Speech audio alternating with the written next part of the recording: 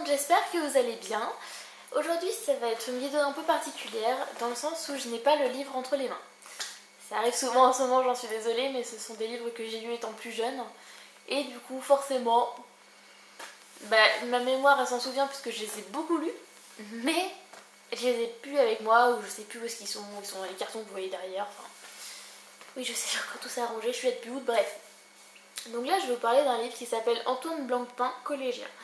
C'est un livre que mon meilleur ami d'enfance m'avait offert à mon entrée en 6ème, puisque l'histoire parle de ça.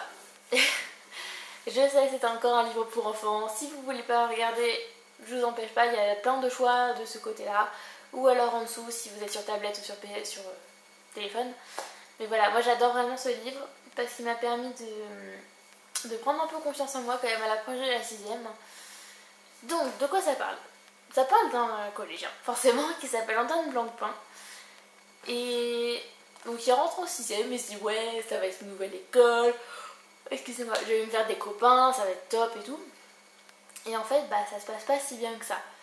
C'est-à-dire, je m'explique, il a des mauvaises notes, il s'intègre pas, il se fait racketter, enfin, il lui arrive toutes les merdes possibles qui peuvent lui arriver. Donc forcément ça finit par des fugues, ça finit par des mots dans le carnet, ça finit en convocation chez le directeur et ses parents ne savent plus quoi faire. Donc il l'envoie à l'internat.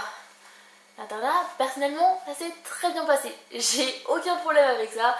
D'ailleurs s'ils passent par là, je leur fais des gros bisous parce que c'était vraiment trop bien. Et voilà. Et sauf qu'en fait lui ça lui plaît pas parce que ce qu'on lui avait expliqué, ce qu'on lui avait montré, c'est pas pareil depuis que ses parents sont partis. En gros c'est oui, tout le monde va bien s'occuper de lui, etc. Dès que les parents sont partis, démerde-toi.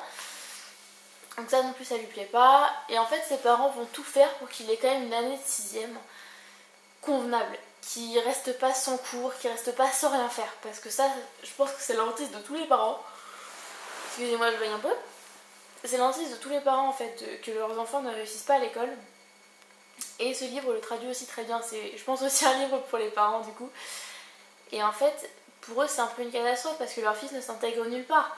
Il s'intègre pas chez les scouts, il s'intègre pas à l'école, ni à l'internat, ni dans aucune activité qu'il peut essayer, il ne s'intègre pas. Et en fait, on voit à quel point ça peut affecter sur la scolarité, l'intégration. On voit à quel point ça peut affecter toute une personne, au point que cette personne-là, elle s'aime pas, elle fugue, elle ment, elle vole, je crois aussi. Je sais que là, je parle surtout avec ce qui s'est passé pour moi, parce que je me suis beaucoup retrouvée dans ce livre quand je l'ai relu une fois partie du collège. En gros, ce qui s'est passé, c'est que j'ai été un peu dans la même situation qu'Antoine Blancpain, pas aussi extrême, mais c'est juste que je me suis jamais vraiment intégrée. J'ai pas non plus volé, été raquettée ni rien, mais l'intégration, on a beau dire, mais ça joue quand même beaucoup sur l'humeur, sur la façon dont on va voir les cours. Bref, je me note du sujet. Et bon, je vais pas vous dire la fin, même si j'ai spoilé pas mal de livres avant, mais en gros, il va finir par trouver sa place au final. Et c'est une place qu'il aurait jamais dû quitter. Je pense que si vous lisez le livre, vous comprendrez pourquoi il dit ça. Voilà, écoutez, c'est tout pour moi. Je vous fais d'énormes bisous et je vous dis à la prochaine. Salut!